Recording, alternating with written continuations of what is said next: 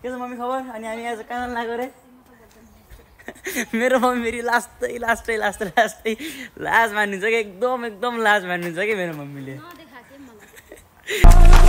I put that on my mama, on my hood. I look fly, I look good. You can't touch my bag. Hello guys what's up welcome to my blog. फेरि पनि आएको छु है त हजुरको गोरे भाइ। अनि आज चाहिँ म कोसँग छु हेर्नु यतातिर। आज चाहिँ मेरो मम्मीसँग छु होइन। अनि हजुरहरूको के छ खबर? आरामै हुनुहुन्छ होला नि है? के छ मम्मी खबर? अनि हामी आज कहाँ लाग्यो रे?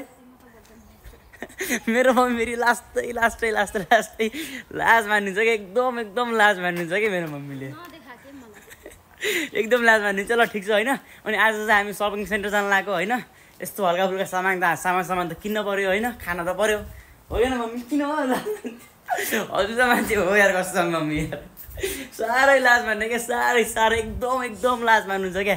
कसैले सिकाउनु पर्यो क्या मेरो मम्मीलाई बोल्न। मम्मी आउनु हो, म देखान्न हो हजुरलाई, देखाउँदैन हो हजुरलाई। आउनुहोस्, देखाएको छैन मैले हजुरलाई। यति राम्री हुनुहुन्छ मेरो मम्मी। ल आउनु केही हुँदैन कि हजुर, एकदम राम्रो। ल ओके, देखाउँदैन हजुरले, देखाउँदैन कि म। ल ठिक छ गाइजहरू होइन। अनि आज चाहिँ एकदम रमाइलो हुनेवाला छ होइन। मेरो मम्मी एकदम लाज मान्ने क्या। अनि आज युकेको वेदर पनि बबाल छ होइन। मेरो मम्मी जस्तै क्लिन छ आज। चाहिँ हल्का फुल्का बादल, यति राम्रो गाडी होइन। हाम्रो त कहिले हो अब देखाएको छैन हो हजुरलाई। मम्मी हजुर किन लाज मान्नुहुन्छ र भने मलाई देखाएको छु। यतातिर क्यामेरा छ। अनि यहाँको बच्चा बच्चीहरू घुमिरहनु यतातिर रमाइलो छ एकदम होइन। हावा मस्त लागेको छ। शनिबारको दिन विकेन्ड, मान्छेहरू बाटोमा धेरै हुन्छन्, भिड हुन्छ। किनभने आज सबैको बिदा हुन्छ नि त गाइस। नेपालमा पनि त शनिबार बिदा हुन्छ नि त। त्यस्तो यहाँ होलिडे हुन्छ। रमाइलो छ। जे होस्, घाम लाग्ने चाहिँ बबाल हुन्छ। रमाइलो चिल हुन्छ, चिल गाइस मान्छे। फाइनली सबै सेन्टर आइपुग्यो होइन। फुल लाने हो हामीले। फुल नलामा पनि हिँड्नु मात्रै भिडियो छिरै त्यो ऊ लानुपर्छ, त्यो ब्याग बोकेर लानुपर्छ। हामीले चामल लानु छ आज। एममा लानुपर्छ चामल चाहिँ।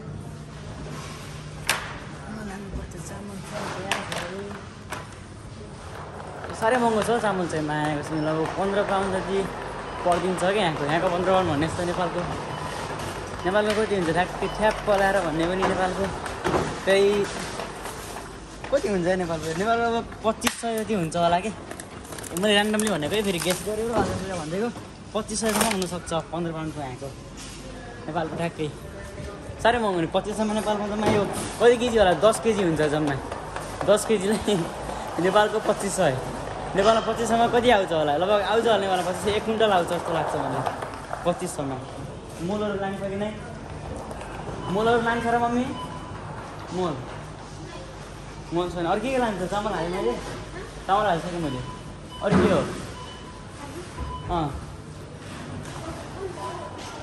के हजुर? टमाटर पनि छ होइन? टमाटर पनि हाल्छु म। फटाफट दुगुऱ्यो केटा, दुगुऱ्यो। झन्नै पल्टेन यार, डर लाग्यो यार। झन्नै गुल्लुङै पल्टेन यार, यो झन्नै पल्टेन के हो। ल कति छ हेर्नुहोस्, यसको प्राइस आफै हेर्नुहोस् यहाँनिर। 2.9। यो कति 1 केजी होला यो? नेपाल कति पऱ्यो? 300 भन्दा बढी पऱ्यो नेपालको। लगभग 3300-3400 पऱ्यो यतिलाई है गाइजहरू। देख्नु भयो नि? छानेर हालौँ राम्रोसँग। फेरि कुहिया पऱ्यो भने बर्बाद हुन्छ। यस्तो हुन्छ कुहिएको यस्तो हाल्दा भन्दा भएन। राम्रो लाने हो नि त गाइज होइन र?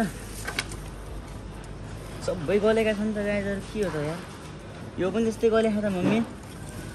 सब गलेको छ हौ। यो पनि यो ठिकै छ। लैजाउँ यो हेरौँ न यार। सायद यो झन् पुरै गलेको छ। ए ठिक छ, हालिदिएँ मैले। लास्ट पिस 1 गेम फिनिस भने जस्तै होइन। ल ए हालिदिएँ। अरू के लाने छ हामीले? अरू के लाने छ मम्मी हामीले?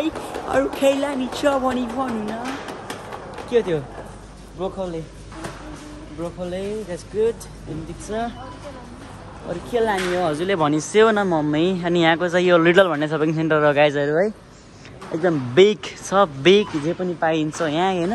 नपाइने के होला र, तरकारीदेखि ल्याएर यहाँको लगभग नेपालमा यसलाई लगभग 100 रुपियाँमा आउँथ्यो होला मम्मीहरूलाई नि, 100मा आउँथ्यो होला। यहाँ कति पऱ्यो भनेपछि यहाँ लगभग पऱ्यो, यहाँ पनि त्यही 120-30 पऱ्यो।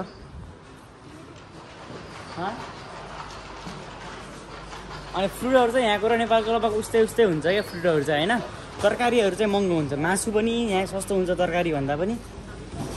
तरकारी चाहिँ एकदम महँगो क्या, तरकारी त माया कसम डेन्जर महँगो छ तरकारी चाहिँ, खाएर सकिँदैन भनौँ न, एउटा खाएर नै किन्न सकिँदैन हामी तरकारी त। फाइनली सपिङ गरेर भइयो गएछ होइन। अनि टन्डे सामान ल्यायो भनौँ, म चाहिँ चामल बोक्ने, मम्मीले चाहिँ ब्याग बोक्ने, अहिले म बोक्छु, मम्मीले त भयो पनि चाहिँ होइन। अहिलेको लागि चाहिँ मम्मीले बोक्दै हुनुहुन्छ।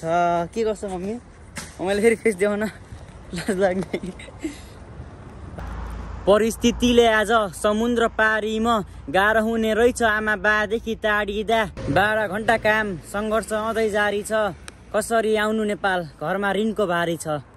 एउटा लाइन चाहिँ विदेशमा हुनुहुने दाजुभाइ दिदीबहिनीहरूको लागि हानिदिन्छु है त म, आमालाई सम्झेको खालको है त ल। छोरा बिग्रिन्छ भनेर कहिले नसोच्नु आमा, घरको दुःख अनि सङ्घर्ष बुझेको छोरा कहिले बिग्रिँदैन।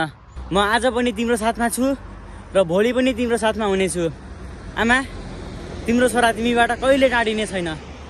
मम्मीको सायरी भन्न मलाई यति गाह्रो भयो होइन। मैले 10 चोटि भिडियो बनाएँ होला के, 10 चोटि भिडियो बनाएँ होला, त्यही पनि बन्न कि मेरो मम्मीको भिडियो बल्ल बल्ल बल्ल बल्ल बन्यो एउटा राम्रो। हेर्नु न 10 चोटि बनाएँ कि मैले त्यसको लागि, बनाएको छु। कहिले गाडी आछ, कहिले के आछ, कहिले के आछ, कहिले के आछ, भिडियो बन्दै नभन्ने क्या, के हो यार।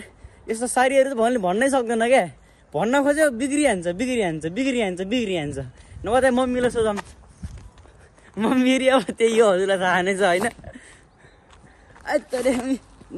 मेरो त लेट्स गो, ढाडै दुख्यो गाइस मेरो त यार। विदेशमा गाह्रो छ हौ केटा हो, नेपालमा बसेर मूल्याङ्कन गर्नु र यहाँ आएर भोग्नुमा धेरै फरक हुन्छ। ती कुराहरू यहाँ आएर भोग्ने मान्छेहरूलाई थाहा हुन्छ। जब जिन्दगी गुडिया जस्तै बन्छ अनि जिन्दगीले खेल खेल्छ नि, तब थाहा हुन्छ परदेश के हो भनेर। फाइनली घर पनि आइपुग्यो होइन।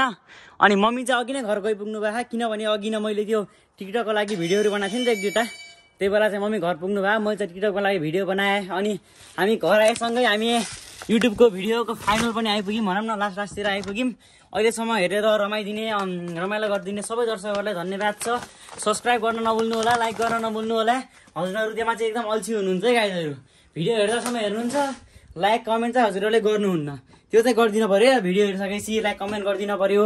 अनि आफूले केही कुरा चित्त बुझेन त्यो कुरा मलाई भनिदिनु पऱ्यो, ताकि हजुरहरूले कमेन्ट गरेपछि मलाई पनि केही न केही होस् क्या, फिल होस् क्या।